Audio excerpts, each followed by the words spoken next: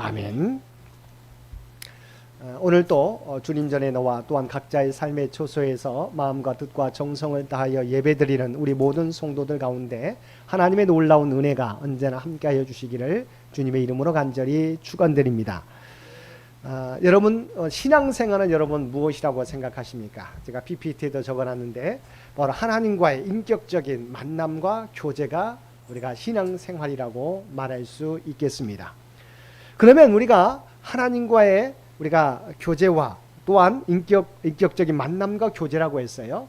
하나님과 친밀한 교제를 나누기 위해서는, 친밀한 만남을 갖기 위해서 우리가 어떻게 해야 됩니까? 하나님의 뜻과 하나님의 생각에 우리의 생각과 뜻을 맞추어 가야 된다고 하는 것이죠. 우리가 생각하게 될 때 하나님께서 보이지 않습니다. 그래서 우리의 믿음이 나만 열심히 하면 되는 것인가? 물론 열심히 필요하죠. 그런데 더 중요한 것은 하나님은 인격이시라고 하는 거예요. 하나님의 형상을 따라 저와 여러분을 만드셨어요. 하나님은 우리와 교제하기를 원하세요. 무슨 말이냐면 우리가 하나님을 사랑한다라고 하는 것은 하나님의 뜻과 계획을 알고 우리가 그 뜻과 계획을 따라가는 것이죠. 왜냐하면 이 세상을 하나님께서 창조하셨고 하나님은 선하신 분이시기 때문이라고 하는 거죠. 그래서 우리가 진정한 신앙생활이라고 하는 것은 오직 하나님의 뜻과 계획에, 생각에 내 뜻과 생각과 계획을 맞추는 것이다 라고 하는 것이죠. 근데 문제가 뭐예요? 우리가 열심히 신앙생활을 하는데 하나님의 뜻과 계획과 생각이 무엇인지 모르고 열심만 내면 된다고 생각할 때가 있어요. 그래서 우리가 지성이면 감천이라고 하는, 그래서 우리 부모님 세대나 믿지 않았을 때부터 우리가 정화수를 새벽부터 떠놓고 우리가 알지 못하는 신에게 우리가 구하는 거죠. 그것만 있으면 되지 않느냐? 물론 그 열심이 필요합니다. 그러나 더 중요한 것은 하나님과의 인격적 만남이, 하나님이 뭘 원하시는지. 열심을 잇는데 뭐예요? 하나님 생각 따로, 내 생각 따로 신앙생활하면 아무리 열심을 우리가 낼지라도 열매 없는 삶이 될 수밖에 없어요. 여러분, 하나님과 하나님의 뜻과 멀어진 열심은 뭐예요? 반대로 갈 수 있다고 하는 거죠. 그래서 우리는 신앙에 우리가 다시 한번 초점을 맞추게 될 때 신앙생활이라고 하는 것은 하나님의 뜻과 생각에 내 자신을 맞추는 것이다 라고 여러분 여겨주시기를 부탁을 드립니다. 그래서 하나님의 성경을 주신 이유가 있어요. 왜 하나님의 말씀을, 66권의 말씀을 주셨을까요? 이 안에 하나님의 뜻과 생각과 계획이 우리가 담겨 있고 우리에게 알려주시기 위한 거예요. 그래서 신앙생활이라고 하는 것은, 그래서 우리가 기독교는 말씀의 종교라고 하지 않습니까? 하나님께서 말씀을 주셨어요. 그래서 말씀을 연구하고 말씀을 듣고 또한 그 말씀 따라 살아가는 것이, 왜냐하면 이 말씀 가운데 하나님의 뜻과 생각이 있기 때문에. 그냥 지식으로 우리 인격을 우리가 말하는, 좀 더 우리가 더 나은 사람이 되기 위한 것, 이게 세상적인 그런 모습이 아니라 하나님의 뜻이 담겨 있기 때문에 이 말씀을 통해서 우리에게 무엇을 깨닫기를 원하시는지를 우리가 알려고 노력해야 된다고 하는 것이죠. 그래서 주님께서도 말씀을 통해서 우리에게 하나님의 뜻을 가르쳐 주십니다. 그래서 산상수훈 아시죠? 마태복음 5장부터 7장까지 있는 산상수훈은 하나님 나라의 모습에 대해서, 우리가 하나님 나라는 이러하고 우리가 성도로서 하나님 나라 백성을 어떻게 살아가야 되는지를 교훈해 주시는 게, 그러니까 산에 올라가서 우리가 그들에게, 제자들에게, 무리들에게 알려주신 말씀이 산상수훈이죠. 예수님은 그의 공생애를 통해서, 3년 동안의 공생애를 통해서 뭐예요? 말씀을 통해서 하나님 나라를 가르쳐 주셨고 행동을 통해서 또한 직접적으로 본을 보여주셨습니다. 오늘 본문 말씀에서도 주님께서 말씀과 행동을 통해서 하나님 나라가 어떠한지를 보여주고 우리가 어떻게 살아가야 되는지를 보여줍니다. 오늘 말씀 가운데 저는 세 가지를 함께 나누고자 합니다. 첫 번째는 뭐냐? 첫 번째 무엇입니까? 우리가 PPT에 나와 있는데 편견과 편협함에서 벗어나라고 하는 것입니다. 그럼 말씀을 통해서 한번 보겠습니다. 요한복음 4장 27절 말씀 우리 함께 읽겠습니다. 이때 제자들이 돌아와서 예수께서 여자와 말씀하시는 것을 이상히 여겼으나 무엇을 구하시나이까? 어찌하여 구하 말씀하시나이까? 묻는 자가 없더라. 그러니까 이 말씀 우리가 사마리아 수가성 여인과의 만남이죠. 자, 이제 정오가 되어서 우리가 수가성 연못가에 우리가 예수님이 다다랐습니다. 이제 정오니까 점심을 먹어야 되잖아요. 그래서 제자들이 바로 예수님께 먹을 것을 준비하기 위해서 수가성으로 들어간 거죠. 그때 마침 수가성 여인이 우물을 기르러 우물가에 오게 되었다고 하는 것이죠. 그래서 그 여인과 대화를 나누고 있었어요. 근데 여기에 보게 되면 뭐라고 나와 있습니까? 여자와 말씀하시는 것을 이상히 여겼으나, 이것은 지금 사마리아 지역이에요. 사마리아 수가성이라고 하는 지역이에요. 근데 지금 예수님께서 사마리아 여인과 이야기를 나누고 있어요. 그들이 보기에, 제자들이 보기에 이것은 마땅치 않은 거예요. 그래서 여기는 우리가 점잖게 이상히 여겼으나라고 나와 있지만 마음에 들지 않은 거예요. 그래서 무엇을 구하시나이까? 어찌하여 구하 말씀하시나이까? 묻는 자가 없었다고 하는 것이죠. 이것은 자기들의 마음에 들지 않았으나 예수님의 뜻에 순종하는 모습이 아니에요. 사실은 예수님의 행동이 자기의 마음에 들지 않았음을 말씀해 주고 있는 것입니다. 그래서 예수님을 따르는 제자들이었지만 자기의 생각에, 자기의 고정관념에 예수님이 전혀 다른 행동을 하고 있는 것이 불편했다고 하는 거예요. 사실은 그 당시에 여러 번 제가 설교를 통해서 말씀드렸지만 유대교 전통 인식 가운데는 우리가 잘 알고 있는 것처럼 사마리아 사람들은 역사적으로, 영적으로, 종교적으로 부정한 사람들입니다. 왜냐하면 북이스라엘이 멸망했을 때 아시리아가 바로 이방인들을 사마리아 땅에 데리고 왔어요. 그리고 이스라엘 백성들을 다 외국으로 다 이민 보냈어요. 그래서 사마리아 땅에 온 이방인들은 남아있는 북이스라엘 사람들과 결혼을 하게 됩니다. 또한 그들이 가지고 온 우상들을 섬기게 합니다. 그래서 이미 사마리아 땅은 피가 섞였어요. 우리도 그러잖아요. 피가 섞이면 우리가 깨끗하게 보지 않지 않습니까? 유대인들은 더욱더 그랬어요. 이방인과 피가 섞인 부정한 사람들, 또한 우상을 섬기는 사람들. 근데 그래서 그 사마리아 사람들과 대화하는 것은 부정한 일이라고 생각해요. 특별하게 지금 여인과 함께 그릇, 물 떠오른 그 우물물을 마시게 하려면 그릇이 필요하잖아요. 우물물을 두레박이라고 할 수 있는 그것과 함께 나누는 것, 또 대화하는 것은 도저히 용납할 수 없는 거였어요. 예수님이 사마리아 여인과 대화하고 있고 그 여인이 우물물을 뜨는 두레박을 함께 나누고 있는 것은 이들로서는 받아들이기가 쉽지 않았다고 하는 거예요. 그들이 따르는 스승이었지만 그들조차도 그들의 편견, 그들의 고정관념에서는 예수님께서 마땅치 않은 일을 하고 있었다고 하는 것입니다. 그런데 사실은 이 모습이 제자들만의 모습이 아니라고 하는 것이죠.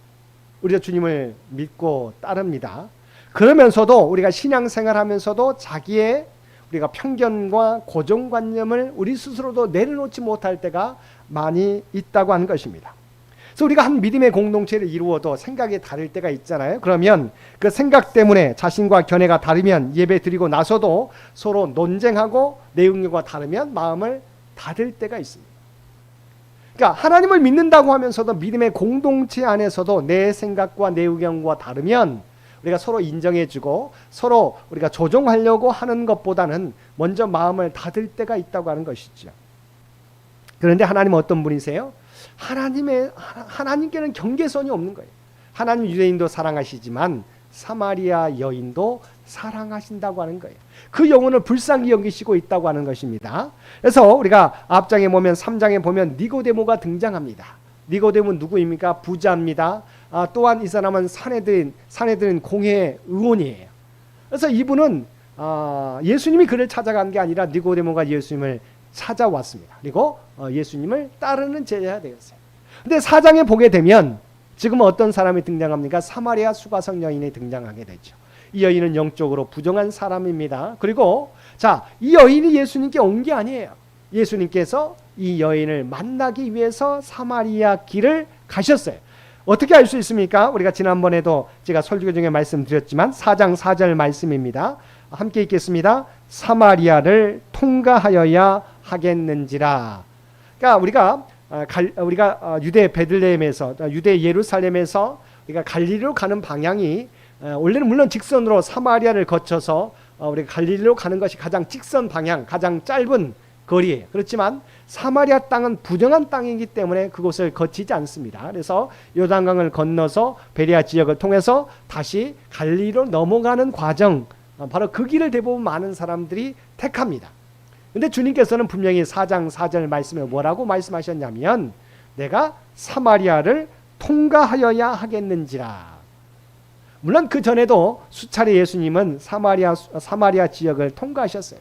왜냐하면 사마리아에 있는 많은 영혼들을 구원하시기 위한 거죠. 이번에도 마찬가지로 사마리아 수가성 여인을 기억하고, 우리는 알지 못했지만 사마리아 수가성 여인은 전혀 생각하지 않았지만 그 여인을 구원하기 위해서 사마리아를 통과하여야 하겠는지라고 말씀하시고 그 길을 가게 되었다고 하는 거죠. 중요한 것은 우리는 내 생각이 중요합니다. 내가 가지고 있는 여러 가지 의견이 중요합니다. 그런데 주님은 뭐예요? 그 영혼을 귀하게 여긴 거지. 비록 우리가 알고 있는 것처럼 사마리아 수가성 여인에게 말을 걸었을 때 왜 유대인인 당신 나에게 말을 걸려고 합니까? 나에게 왜 요청하려고 합니까? 라고 상관도 하지 않는 우리를 사마리아 사람도 알고 있었어요. 사마리아 수가성 여인이 말하잖아요. 왜 유대인인 당신이 사마리아 사람이 나와 나에게 말을 걸려고 합니까? 그 자신도 거부하고 있는 거예요. 그럼에도 불구하고 예수님은 그 영혼을 구원하기 위해서 그에게 말을 걸고 그의 관심사가 무엇인지를 분명히 드러내주고 있다고 하는 것입니다. 우리가 기억해야 돼요. 예수님은 오늘 모습에, 오늘 말씀을 통해서, 오늘 행동을 통해서 우리에게 교훈하고 있는 거죠. 그리스도 안에서 우리는 모두가 하나이다, 한 가족이라는 것을 분명히 말씀해 주고 있는 것입니다. 그러면서 우리가 힘써야 될 게 뭐냐? 우리의 벽을, 고정관념과 편견을 뛰어넘어서 하나님이 원하시는 것이 무엇인지를 이루기 위해서 우리가 힘써야 된다는 거죠. 우리가 만나는 사람들은요, 내 생각과 내 계획이나 뜻과 다른 생각을 가질 때가 많아요. 그럼에도 불구하고 왜 우리가 전도합니까? 그 영혼을 구원하기 위해서잖아요. 내 생각과 같아서가 아니에요. 내 생각과 전혀 다른 사람은 있을 수 있어요. 전혀 반대적인 생각을 가지고 있을 수 있어요. 그럼에도 불구하고 왜 우리가 북한 땅에 복음을 전하려고 합니까? 그들이 우리를 더 사랑으로 우리를 감싸기 때문입니까? 아니잖아요. 우리를 더욱더 공격하잖아요. 그럼에도 불구하고 우리가 그들에게 주의 복음을 전하고자 하는 것은 그들이 우리의 생각과 같아서가 아니에요. 생각이 다릅니다. 사상이 다릅니다. 그럼에도 불구하고 그의 영혼들이 불쌍해서 주님의 마음을 품고 우리가 전하고자 하는 것입니다. 오늘 말씀을 통해서 사마리아 수가성 여인을 통해서 우리에게 보여주고 있는 것은 우리의 편견과 우리의 벽을 우리 스스로가 치는 것이 아니라 그것을 열고 처음에 살펴보았던 것처럼 신앙생활이 하나님의 뜻과 하나님의 계획, 하나님의 생각에 내 생각과 뜻을 맞추는 것이라고 말씀을 드렸지 않습니까? 그래서 하나님의 뜻을 따라서 바로 주님께서는 그 사마리아 수가성 여인에게 다가갔다고 하는 것이지요.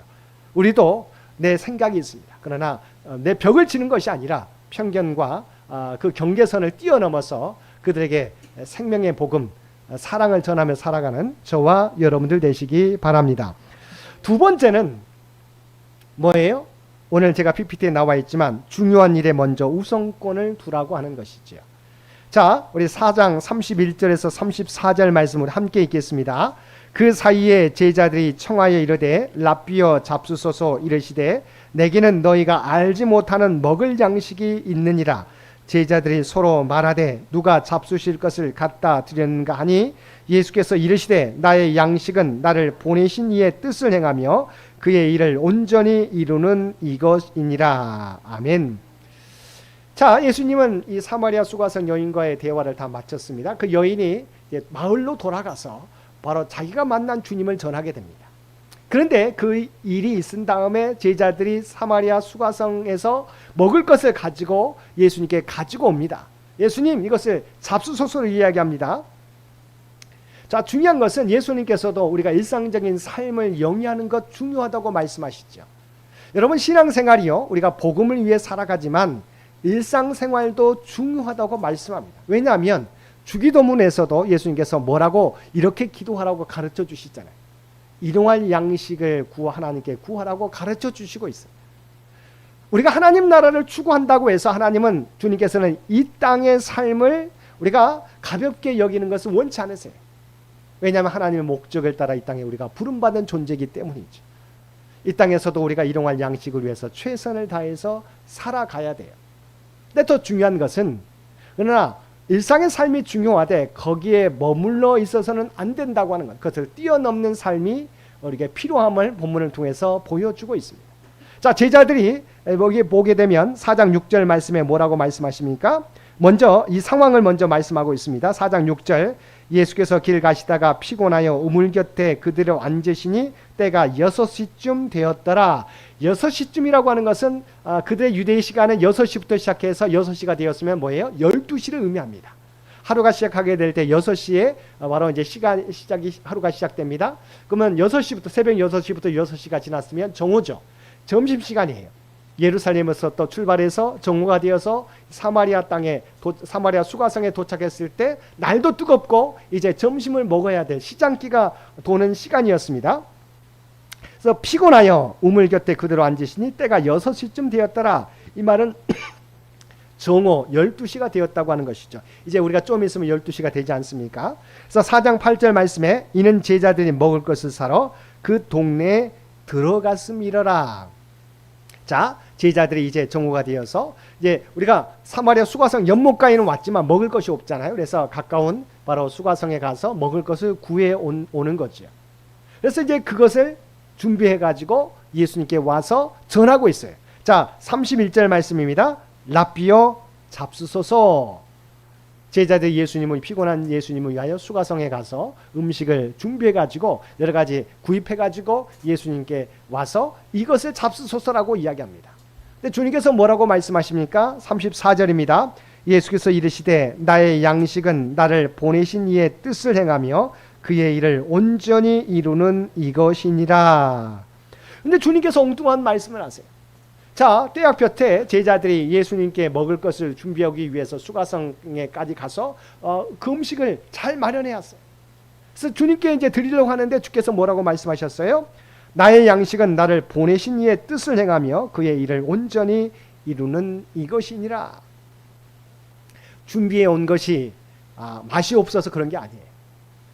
주님은 지금 제자들이 음식을 구하러 가는 동안 누구를 만났어요? 사마리아 수가성 여인을 만나고 사마리아 수가성 여인의 문제가 무엇인지 드러냈어요.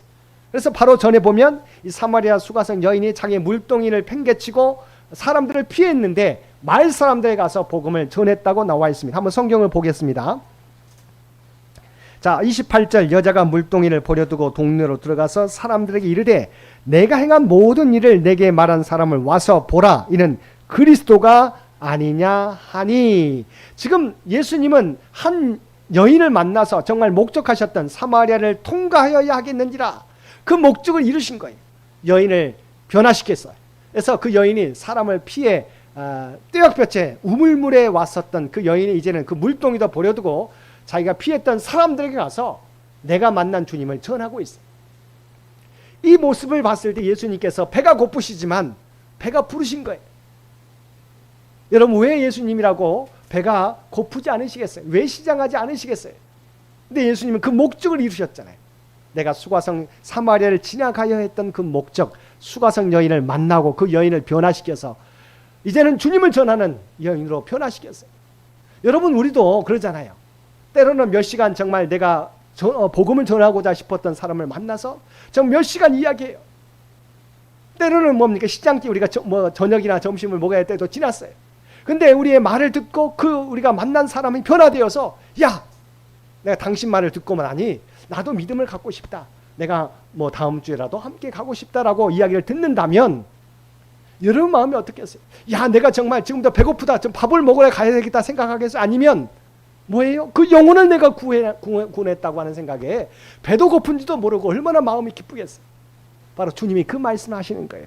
다시 한번 보겠습니다. 34절 예수께서 이르시되 나의 양식은 나를 보내신 이의 뜻을 행하며 그의 일을 온전히 이루는 이것이니라. 아멘.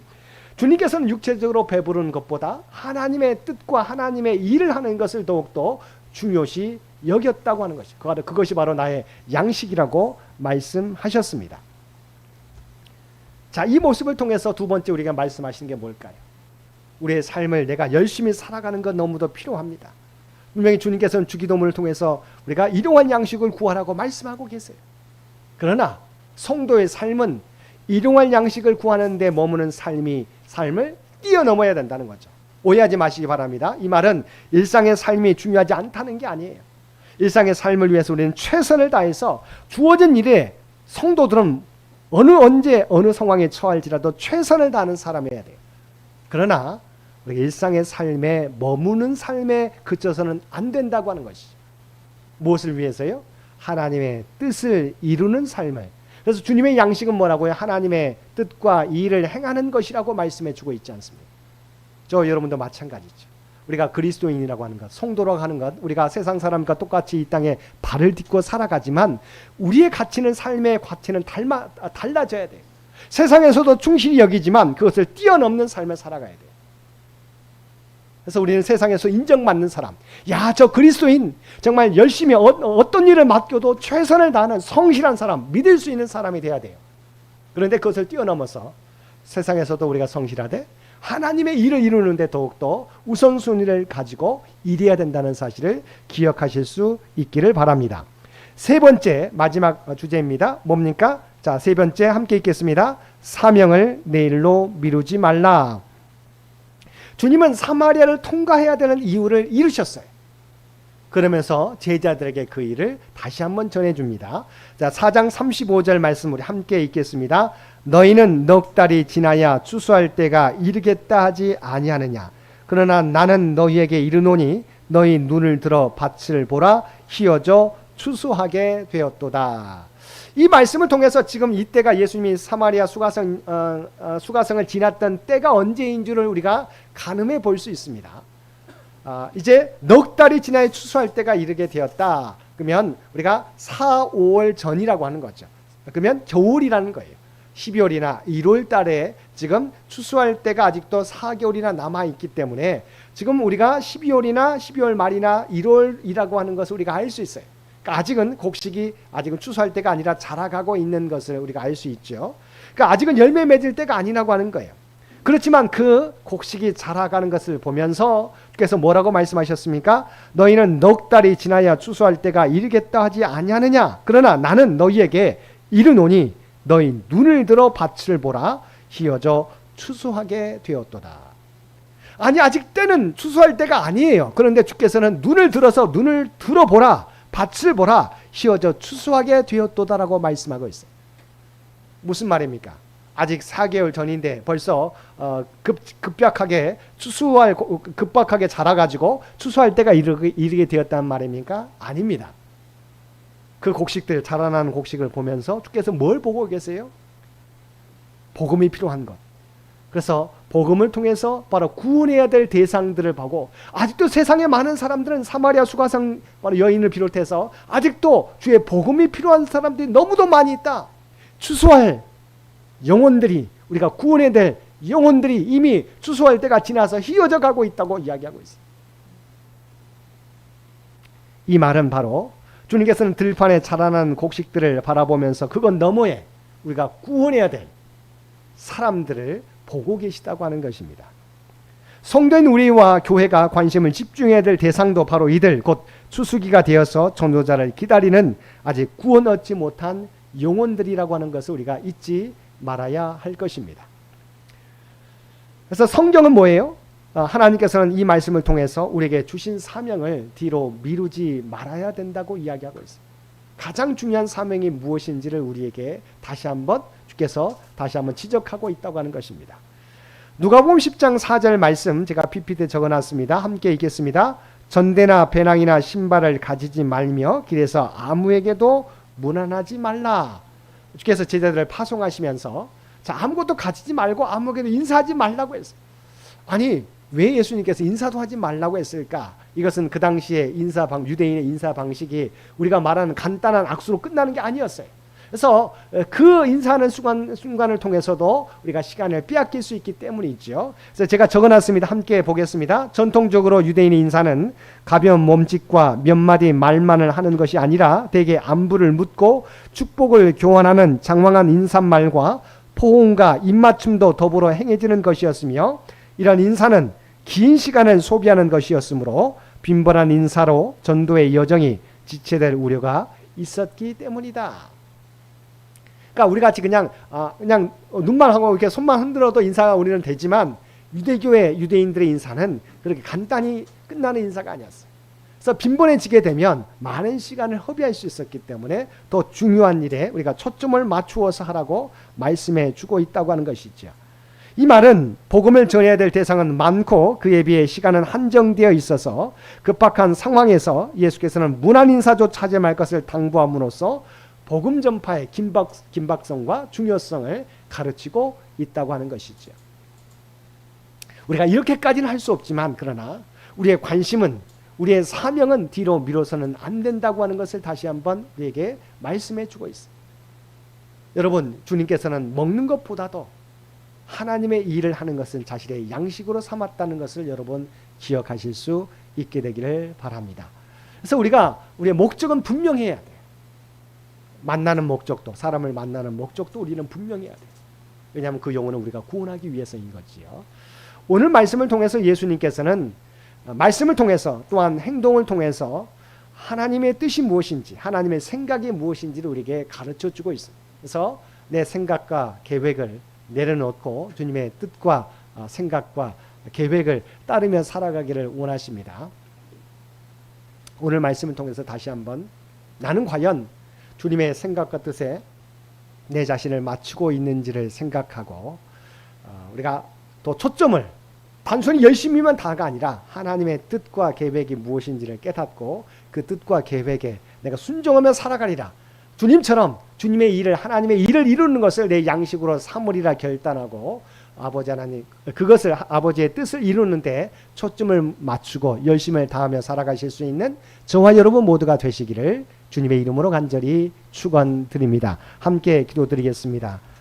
사랑과 은혜가 충만하신 아버지 하나님, 오늘 우리에게 주신 말씀을 통해서 하나님의 뜻과 계획이 무엇인지 깨닫게 하여 주시고 우리가 무엇을 추구하며 살아가야 되는지 다시 한번 우리에게 알려주시니 진심으로 감사드립니다.